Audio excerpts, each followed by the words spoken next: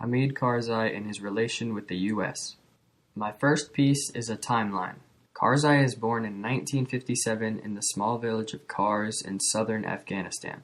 He is of royal birth as a Karzai. His family belongs to the Papaltsai clan, which is a part of the Pashtun tribe, the largest Islamic ethnic group in Afghanistan. The Papaltsai clan ruled for 600 years. He attends Habibia School in Kabul, the equivalent of a high school, and graduates in 1976. From 1979 to 1983, he attends Himachal Pradesh University in Simla, India. While there, he earns a bachelor in political science. During his time at the university, in 1980, Karzai works as a Mujahideen fundraiser. He is also a contractor for the CIA at this time. In 1985, he travels to Paris to study at the École Normale Supérieure. In 1989, after the Soviets are overthrown, he serves as the deputy foreign minister for the interim government. After civil war breaks out, he resigns and leaves for Pakistan. In Pakistan, he allies himself with the Taliban. He believes them to be allies since they are a part of the Pashtun tribe. In 1996, the Taliban take power in Afghanistan. After seeing members of the Taliban building terrorist camps, he changes his views and becomes an outspoken opponent. In 1999, Karzai's father is assassinated outside while walking home from a mosque. Karzai blames the Taliban, and as the new Papaltsai leader, he organizes a resistance movement. He also begins making frequent trips to the United States to plead for help. After 9/11, the United States starts taking Karzai and the Taliban much more seriously. In December of the same year, exiled Afghan officials unanimously elect Karzai the interim president for 6 months. In 2004, elections are held and Karzai beats out 22 other candidates with 55% of the votes. In 2005, Taliban attacks are occurring almost every day in southern Afghanistan. In 2009, the second presidential elections ever are held. Karzai again wins over 50% of the vote, but the UN reports that many votes are fraudulent. This forces a runoff election, but before it can take place, his opponent withdraws, citing continued corruption and fraud. 2 months later, Obama announces he will send an extra 30,000 troops to help fight the Taliban. In 2010, WikiLeaks reveals Karzai to be paranoid of the United States' real intentions in Afghanistan. In 2013, more news leaks, this time reporting that the CIA had been illegally funding Karzai monthly for influential purposes.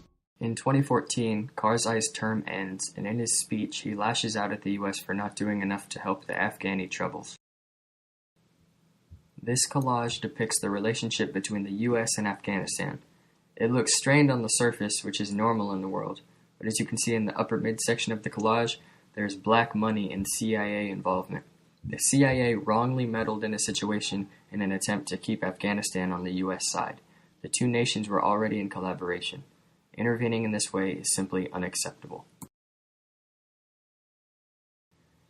Please just leave me alone, always meddling in my business, when you should just go back home because you're not helping any of this. I know you think you're helping, telling me how to live. You're the world champ in peer pressure, making me think it brings you sheer pleasure. You tell the young ones how to lead their lives, then you turn around and do something else. You have great advice for others, but you don't follow it yourself. Please just let me be who I want to be. I think it's time I cut out the middleman. Dear United States, sincerely, Afghanistan. Obituary for the United States International Integrity. Died in Kabul, Afghanistan. After it was widely thought to have died on several occasions in several countries, its death has finally been confirmed. United States International Integrity died April 28, 2013, after the release of information reporting the CIA had sent money under the table to the offices of Hamid Karzai. It was born July 4, 1776 in Philadelphia. The United States International Integrity somehow escaped with its life from Iran, Honduras, and Iraq. However, this seems to be the straw that broke the camel's back. The few people who still have a good opinion of the deceased live in the United States, which goes to show its reputation throughout the world. One good trait it had was never giving up, never relenting on the way to its goals. It touched many lives during its time, such as the Hondurans, the Cubans, the Iranians, and the Nicaraguans, among others. It will be remembered as a survivor, even through the toughest times. It is survived by the United States Congress, the the American people, and the President. The service will be held June 1st, 2013 in Arlington Cemetery.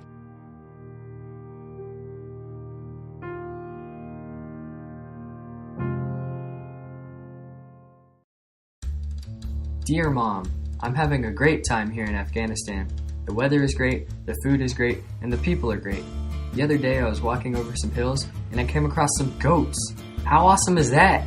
Goats! I feel somewhat safe even though I hear explosions or gunfire at least once a week. I don't know if it's the Taliban or American troops or what, but I haven't been hurt. I missed you! P.S. Look at it! Mandy Rosado, 26422 Dockstader Street, Detroit, Michigan, 48127, USA.